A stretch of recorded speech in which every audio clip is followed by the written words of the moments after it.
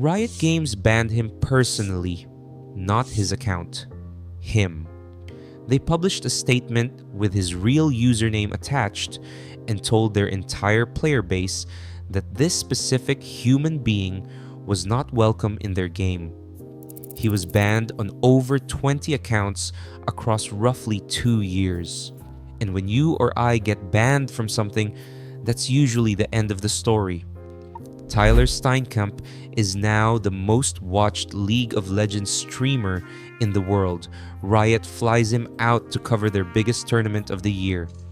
This is the company that tried to make him disappear. So what actually happened here? To understand why this matters, you need to understand how unusual Riot's original move was. Game developers ban accounts all the time. Banning a person, attaching a real username to a public statement, and saying this individual is unwelcome is something almost no company does. It's the nuclear option. It's a declaration. And when Riot made that declaration in April 2016, the conventional wisdom in the gaming world was unanimous. Tyler1 is done. But there's a version of this story nobody tells correctly, and it starts about 4 years earlier than most people think. Before any of this, Tyler Steinkamp was a nobody from New Boston, Missouri, who had played college football as a walk-on and graduated with a degree in computer science. He was not a prodigy. He was not a trust fund kid with a gaming setup.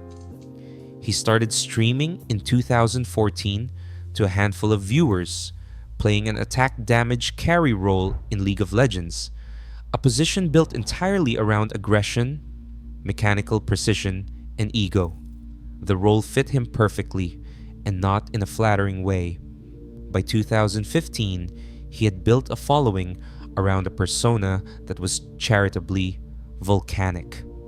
Uncharitably, it was a spectacle of screaming, rage quitting, and the kind of in-game behavior that made teammates genuinely miserable.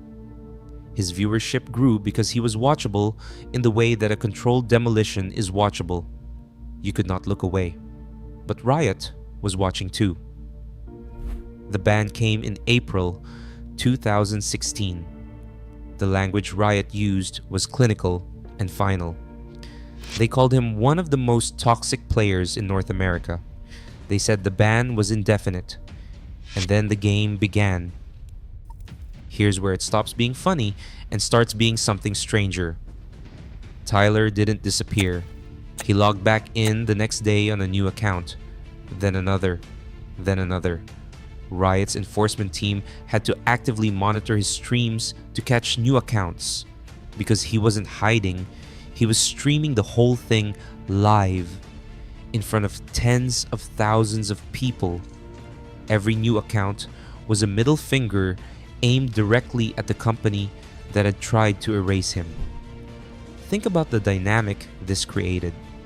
Riot, one of the most powerful gaming companies in the world, was playing whack-a-mole against one streamer from Missouri and losing the optics battle in real time. Every ban was documented on Twitch. Every new account was celebrated by his audience like a comeback. The thing Riot was trying to suppress was being amplified by the suppression itself. Over roughly 22 months, by most estimates, more than 20 accounts were banned. The number became a badge. His audience started treating the ban count the way sports fans treat a streak. But here's the variable that nobody really accounts for in this story.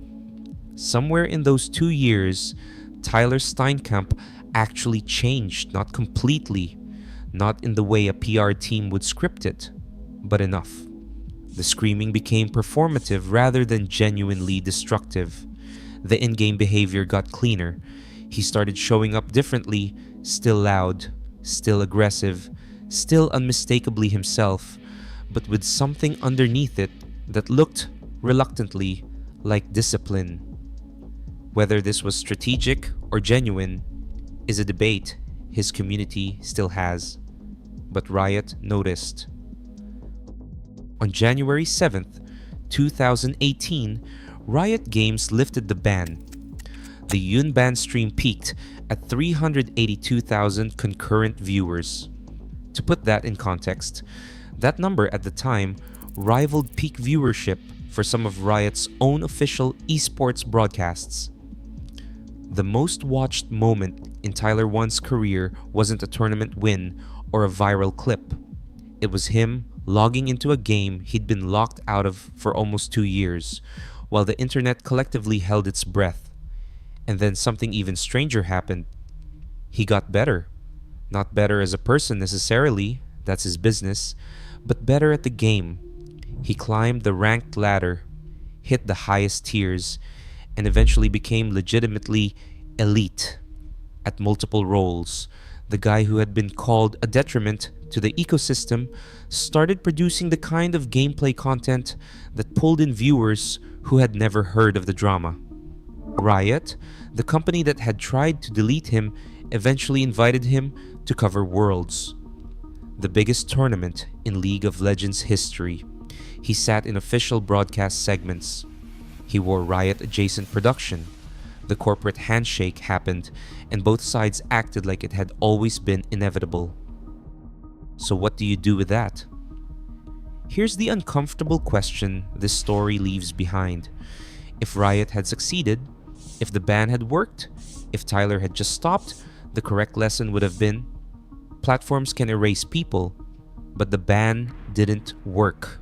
And so the lesson the internet actually received was almost the opposite. Platforms can't erase someone with a big enough audience and a stubborn enough will to keep showing up. That's not a clean moral. It doesn't mean everyone who gets banned deserves to come back. It means that the mechanics of online removal are fundamentally broken in ways that neither platforms nor creators fully understand. Tyler1 didn't win because he was right.